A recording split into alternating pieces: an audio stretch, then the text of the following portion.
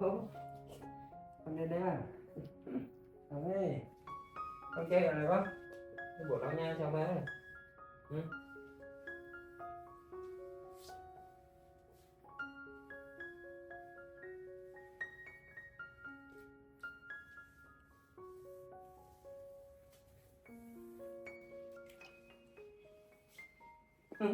Kiều làm gì đây? Ừ.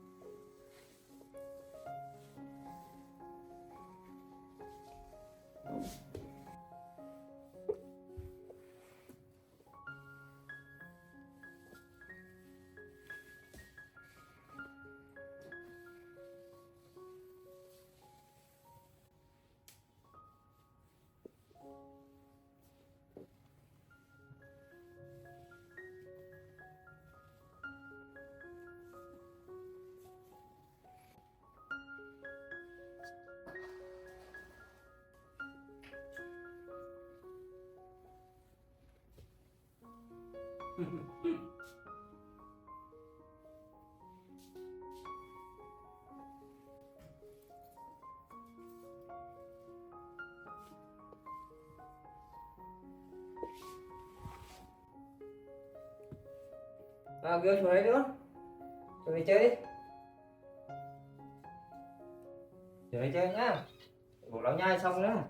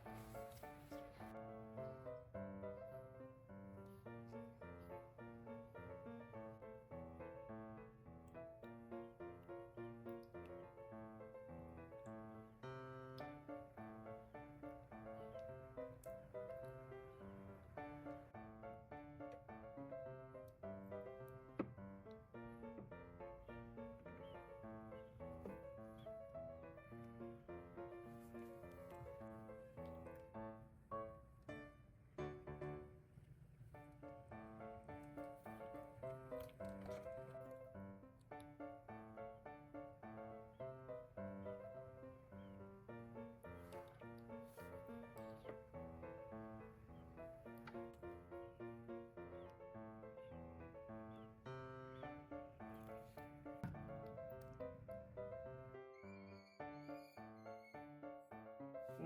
Làm gì đấy nhỉ? À, cho một tí nhá. Bộ lau nha cân xong không?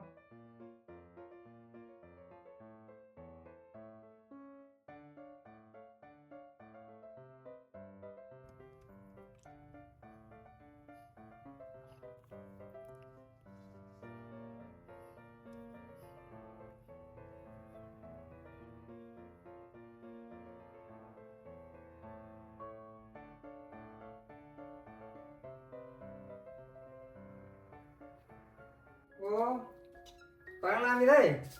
Đấy, Kiều lại đây. Còn lại làm gì? Còn đi xoay gương à? Ai trong này? Này. Này. Ai đây? Ở đây nhỉ?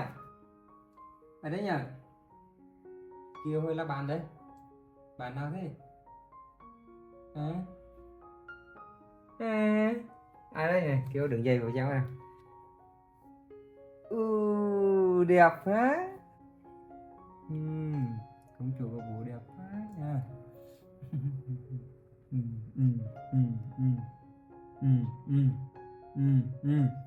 Chinh chinh chinh.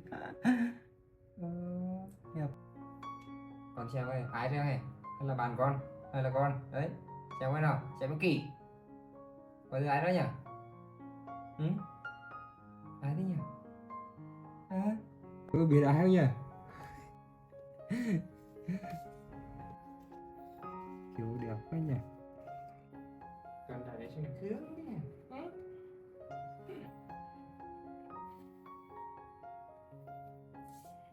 Kiểu xinh vậy nhỉ?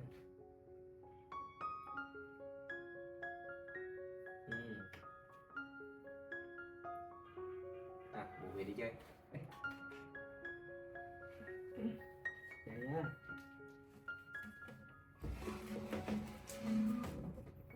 Con đi chơi hả?